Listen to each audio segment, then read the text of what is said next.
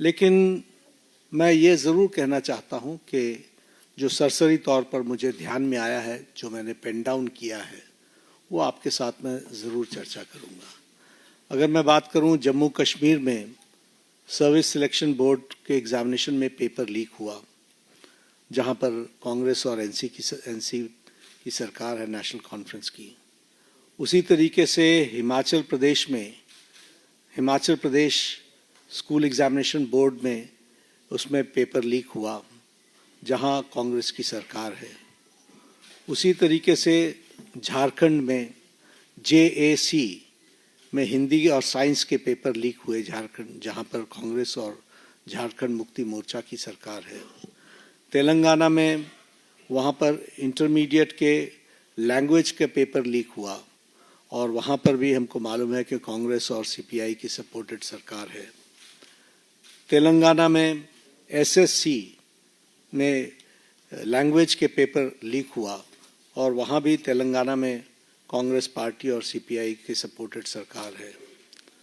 तमिलनाडु में BEd के course paper में वहाँ पर जिसे हम कहते हैं Tamil Nadu teachers education university board, वहाँ भी पेपर लीक हुआ।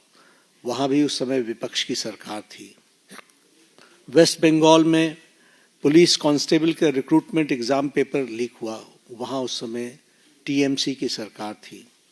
पंजाब में Punjab subordinate service selection board, इसमें ग्रुप B के एग्ज़ामिनेशन में इसमें भी पेपर लीक हुआ और मैल प्रैक्टिसेस भी हुए हैं। उसी तरीके से केरला में स्टेट में PSC के 26 एग्ज़ाम पेपर में इरेगुलरिटीज़ हुई हैं। कर्नाटक में जहां पर कांग्रेस की सरकार है, वहां भी प्रेपरेटरी बोर्ड एग्ज़ाम में पेपर लीक हुआ, PUC के पेपर में लीक हुआ। तो इस तरीके से मेरे को तो ये कुछ नाम मैंने लिए हैं अभी। ये इसकी बहुत लंबी फेयर लिस्ट है, जिसके बारे में हम चर्चा चाहेंगे कि जब चर्चा हो। लेकिन मैं पूछना चाहूँगा विपक्ष के नेता से, राहुल गांधी जी से, कि आप सिलेक्टिव क्यों हैं? Why are you so selective? आपने UPA की और UPA के सपोर्टेड सरकारों को, जिसे हम इंडी गठबंधन कहते हैं, इंडी अलायंस कहते हैं, उनकी गवर्नमेंट्स के बारे में आपने क्यों नहीं चर्चा की?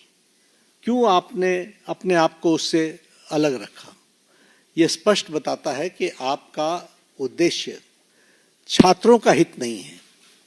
आपका उद्देश्य एजुकेशन में बढ़ोतरी हो, एजुकेशन की क्वालिटी में बढ़ोतरी हो, स्टूडेंट्स को जस्टिस मिले, इसमें आपका इंटरेस्ट नहीं है।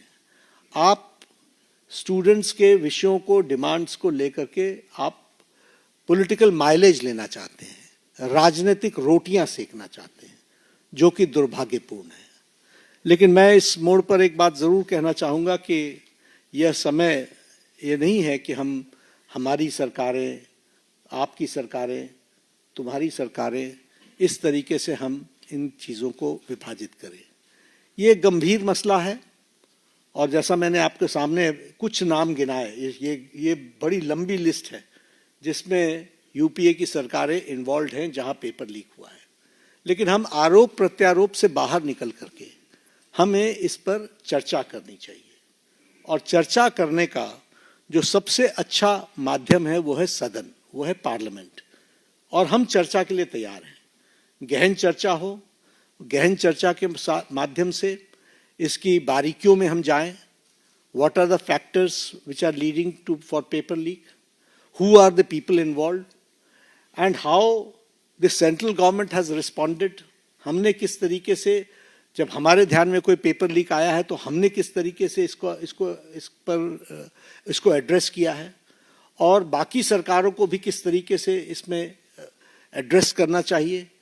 क्या बिंदु है जिसके बारे में हमको गहराई से चिंतन करके उसका कोई रास्ता निकालना चाहिए, ताकि हमारे छात्रों के साथ, जो करोड़ों में हैं, उनके साथ अन्याय ना हो।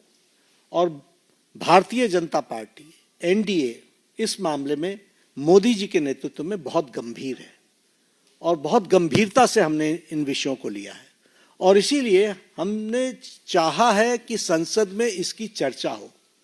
Short duration discussion, long duration discussion, business advisory committee में आप तय करो कितना समय आपने लेना है, 12 घंटे लेना है, 18 घंटे लेना है। राज्यसभा में मैं लीडर ऑफ द हाउस के नाते मैंने हमेशा इस बात को माना है कि जो विपक्ष जितने आवर्स तय करे, हम चर्चा के लिए तैयार हैं, सरकार चर्चा के लिए तैयार है।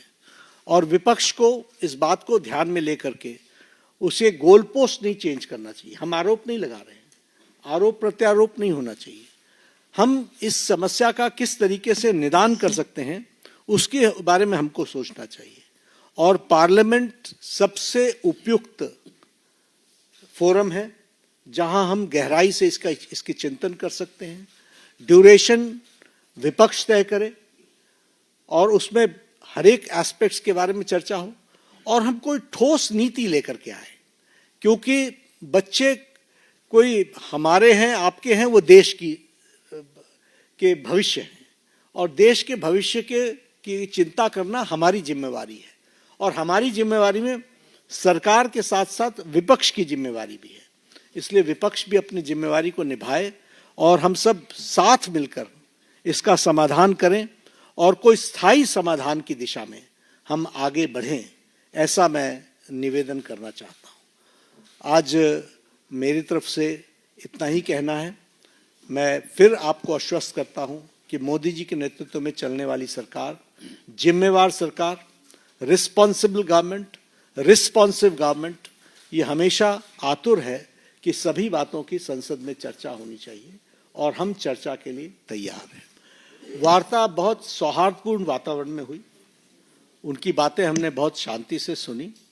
उनको मैंने ये भी कहा कि आप लिख करके देंगे तो अच्छा रहेगा। उन्होंने वो सारी बातें लिखी हैं। मैंने कहा मैं आपको रिस्पॉन्ड करूंगा। मैंने उनको रिस्पॉन्ड किया और मैंने उनको कहा है कि हम चर्चा के लिए तैयार हैं। आप जब कहेंगे हम चर्चा के लिए अग्रसर हैं। नीरज पांडे कोई बात नहीं पूछेंगे। नीरज पांडे आज कोई चर्चा नहीं, हम तो उनका हालचाल पूछने गए। उनकी शिफ्टिंग हुई सफदरजंग से, हम वो मेदांता में पहुंचे। तो एक तो वो आईसीयू में थे तो वहाँ पर बहुत रिस्ट्रिक्टेड वातावरण होता है, लेकिन उसके बीच में हमने उनका हालचाल पूछा, उनके बेटरमेंट की बातचीत हमने की और हमने कहा कि आप अपना अनशन तोड़िए और आप मुख्य धारा में शामिल होकर के बच्चों को सही डायरेक्शन की तरफ आप ले जाएं। हमारा सरकार सारी विषयों के बारे में चर्चा करने के लिए खुली है और वो हमेशा उसको एड्रेस करेगी। तो उन्होंने कहा ठीक है, हम इस पर आपको आई विल रिस्पॉन्ड बैक।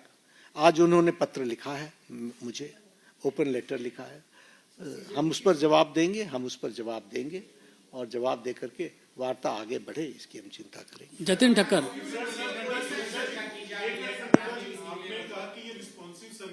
आपने शुरू किया था, ये आपने शुरू किया था।